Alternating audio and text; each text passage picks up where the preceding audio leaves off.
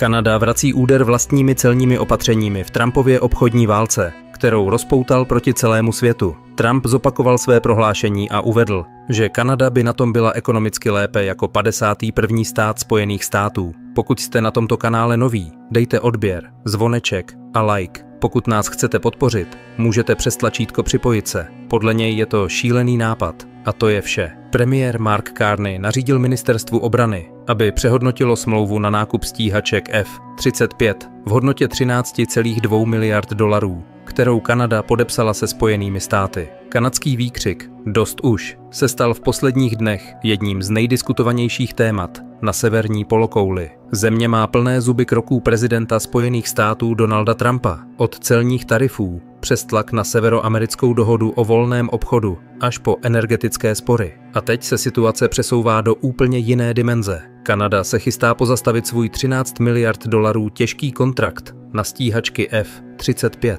Tento krok spustil nové kolo napětí mezi Washingtonem a Ottawou. Proč se Kanada pouští do tak zásadního rozhodnutí? A co znamená obrat směrem k Evropě? Pojďme se na to podívat podrobněji. Kanada byla dlouhodobě zatlačována do kouta tvrdou obchodní politikou Trumpovy administrativy. Sila na ocel a hliník zasáhla jedny z nejsilnějších kanadských exportních odvětví. Trumpovy nové výpady pak rozpoutaly debaty o všem možném. Od mléčných výrobků po dřevozpracující průmysl. Jako by to nestačilo, nyní se rozpadá i obranná spolupráce mezi Spojenými státy a Kanadou. Kanadské ministerstvo obrany plánovalo nakoupit 88 stíhaček F-35 Lightning II ze Spojených států, ale osud této dohody je nyní nejistý. Podle kanadských představitelů začíná být čím dál vážněji zvažována možnost přechodu na evropské stíhačky. To znamená, že Kanada by mohla změnit směr i v rámci transatlantických aliancí. Dne 10. března roku 2025 kanadský premiér Mark Carney v oficiálním prohlášení uvedl: strategické zájmy naší země se nikdy nebudou utvářet pod nátlakem nebo hrozbami. Jeho slova, tuto bitvu jsme si nevybrali, byla interpretována jako velmi tvrdý signál pro všechny, kteří sledují budoucnost projektu F-35.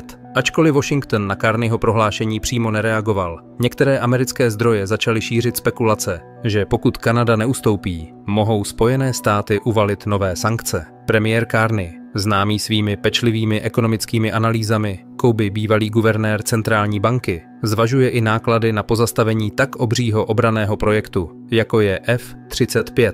Přesto se zdá, že je odhodlán toto riziko podstoupit. Dne 12. března roku 2025 na schůzce na ministerstvu obrany, která byla jen omezeně pokryta médii, Carney údajně přiznal, že pokud nedojde k poskytnutí jistých záruk, odchod z projektu je nevyhnutelný. Ottawa zvažuje možné alternativy k nákupu stíhaček 5. generace od společnosti Lockheed Martin v hodnotě 19 miliard kanadských dolarů, což odpovídá přibližně 13,2 miliardám amerických dolarů. Ministr obrany Bill Blair, který byl právě znovu jmenován premiérem Carneyem, prohlásil, že první várka stíhaček F-35 může být přijata, ale zbytek flotily by mohl být tvořen evropskými letouny, například švédskými stroji Saab Gripen. Letectvo se však dlouhodobě staví proti provozu smíšené flotily, protože by to znamenalo potřebu dvou různých výcvikových programů, oddělených hangárů a infrastruktury a odlišného dodavatelského řetězce, což by bylo výrazně nákladnější. Kanada aktivně zkoumá možné alternativy k americkému stíhači F-35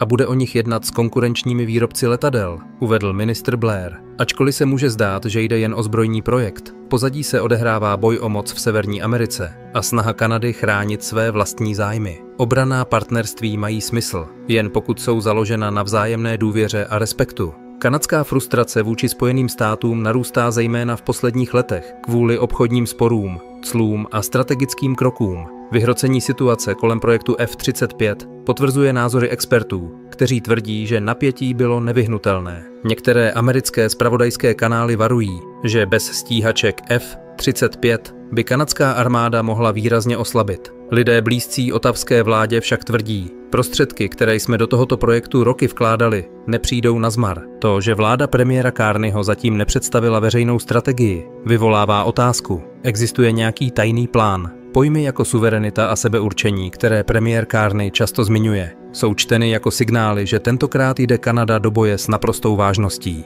Podle úniků z kanceláře premiéra, pokud Spojené státy nepřistoupí na očekávané kroky ohledně cel a dalších hospodářských omezení, Ottawa je připravena jednat nejen o zrušení projektu F-35, ale i o osamostatnění od Spojených států v mnoha oblastech. Právě zde nabývají na významu probíhající jednání s Evropou. Dne 5. března roku 2025 vydal kanadský ministr zahraničních věcí oficiální prohlášení, ve kterém uvedl, že se s partnery na druhé straně Atlantiku diskutují nové možnosti spolupráce. Jednání, která probíhají za zavřenými dveřmi. Rozsah těchto kontaktů zatím nebyl zveřejněn, ale je zřejmé, že Kanada chce svůj hněv vůči Spojeným státům přetavit v konkrétní kroky. Někteří američtí senátoři blízcí prezidentu Trumpovi prohlásili, že ekonomické zájmy Kanady závisejí na trhu Spojených států a proto je podle nich Ottawa vtažena do zbytečného dobrodružství. Reakce vlády premiéra Carneyho na sebe nenechala dlouho čekat. Dne 7. března roku 2025 vydalo ministerstvo obrany krátký bulletin, v němž uvedlo: kanadská ekonomika stojí na diverzitě a pevných finančních základech. Suverenita a nezávislost převyšují obchodní tlak prezidenta Trumpa. Tato odpověď ukazuje, že Ottawa nemá v úmyslu ustoupit v procesu směřujícím ke zrušení projektu F-35. Kromě projektu F-35 se hovoří také o projektech, které Kanada může realizovat samostatně nebo ve spolupráci s evropskými partnery v oblasti kybernetické bezpečnosti a obranných systémů založených na umělé inteligenci. Dne 6. března roku 2025 byl údajně na jednání na ministerstvu obrany předložen dokument s názvem Rizika zahraniční závislosti v technologiích nové generace. Jedním z nejdiskutovanějších bodů na chodbách ministerstva je poznámka, že závislost na jediné zemi může vést v dlouhodobém horizontu ke strategickým dilematům. To ukazuje, že vláda premiéra Carneyho místo toho, aby působila vstřícně vůči Spojeným státům, připravuje plány B a C ve všech oblastech. Trumpova politika, Amerika na prvním místě, opakovaně dráždila sousední Kanadu, někdy v oblasti zemědělských produktů, jindy v energetice nebo v automobilovém průmyslu. Ottawská administrativa opakovaně vyjadřovala svou nespokojenost. Jsme největším obchodním partnerem Spojených států, ale oni s námi jednají jako s hrozbou. Navzdory intenzivním jednáním mezi oběma stranami v roce 2024 a na začátku roku 2025 nebylo dosaženo žádné dohody ohledně cel. Navíc Kanadu znepokojují měnící se priority národní obrany Spojených států. Vše vyvrcholilo otázkou F-35. Dva takzvaní přátelé a spojenci nyní hrají diplomatické šachy, zatímco Trump tlačí na Ottawu prohlášením: zruším celní výjimky, které jsme Kanadě udělili. Ottawa vytahuje kartu: my to vrátíme. Nyní hrozba zrušení dohody o F-35 představuje jeden z největších tahů v této šachové partii. Ačkoliv někteří tvrdí, že existuje tak silný dodavatelský řetězec, že toto zrušení zasáhne i Kanadu, Ottawa se zdá být rozhodnutá. Proč je tedy F-35 tak důležité? Je jedním z nejpokročilejších letounů 5. generace na světě. Byla vyvinuta pod vedením Spojených států s účastí mnoha spojenců. Kanada byla u projektu od samého začátku. Dokonce se hovořilo o výrobě některých dílů přímo v Kanadě. Odborníci na obranu tvrdí, že F-35 je jedním z nejzásadnějších letounů 21. století díky schopnosti být neviditelný pro radar, pokročilým senzorům a síťovému propojení. Proto by odstoupení od tohoto projektu donutilo kanadské letectvo hledat alternativy. Modernizace kanadské flotily stíhaček je nezbytná. Chladné klima, rozlehlé území a blízkost k Arktidě jen zvyšují potřebu letounů nové generace. F-35, byť nákladný a náročný na údržbu, byl označován za špičkovou technologii. Nyní rozhodnutí o jeho zrušení vyvolává obavy. Zda se Kanada této technologie nezbaví. Přesto Ottawa vypadá, že tento problém bere s nadhledem a ptá se: má smysl dát miliardy dolarů, když s námi Trump zachází tímto způsobem? Na stole jsou možnosti jako Eurofighter Typhoon, švédský Gripen nebo francouzský Dassault Rafale. Tyto stíhačky sice nemusí být tak pokročilé, co se týče stealth technologií jako F-35, ale přesto nabízejí významné schopnosti v moderním leteckém boji. Navíc by obranná spolupráce s Evropou mohla znamenat cestu nezávislou na administrativě prezidenta Trumpa. Jak reálná je tedy cesta s Evropou? Pokud by se Kanada rozhodla pro letouny jako Eurofighter, Gripen nebo Rafale, spolupráce s Evropou v oblasti obrany by se posílila. To by mohlo vést i k nové rámcové dohodě s Evropskou unií. Zejména Německo a Francie by mohly uvítat podporu země, jako je Kanada, v rámci transatlantické osy. I kdyby tento krok spustil nové dynamiky uvnitř Severoatlantické aliance, může jít o tah, který který by mohli podpořit i odpůrci prezidenta Trumpa. Vždyť i Evropa měla s Trumpovou administrativou mnoho sporů. Pokud se nemůžeme shodnout se Spojenými státy, proč bychom nemohli spolupracovat s Evropou na vojenských technologiích, přemýšlejí kanadští představitelé. Samozřejmě by to mohla být obtížná změna z hlediska logistiky a zajištění dodávek. Integrace do programu F-35 nebyla jednoduchá, ale alespoň existoval logistický kanál mezi Spojenými státy a Kanadou. Pokud by byl vybrán Eurofighter nebo Rafale, mohlo by to vyžadovat obrovské investice do výcviku pilotů, náhradních dílů, údržby a infrastruktury, přičemž tyto prostředky by směřovaly do Evropy. Kanada by však mohla být ochotná tuto cenu zaplatit, pokud převažuje názor, že oběť stojí za to, než být neustále vystavena Trumpovu tlaku. Na obchodní straně velké korporace a lobbysté, kteří se obávají přerušení vztahů se Spojenými státy, vyzývají Ottawu, aby našla vyvážené řešení. Premiér Carney však těmto výzvám učinil přítrž slovy: nemůžeme dělat kompromisy v otázkách strategického významu jen kvůli hospodářské závislosti. Jak uvedl jeden z vysokých úředníků dne 9.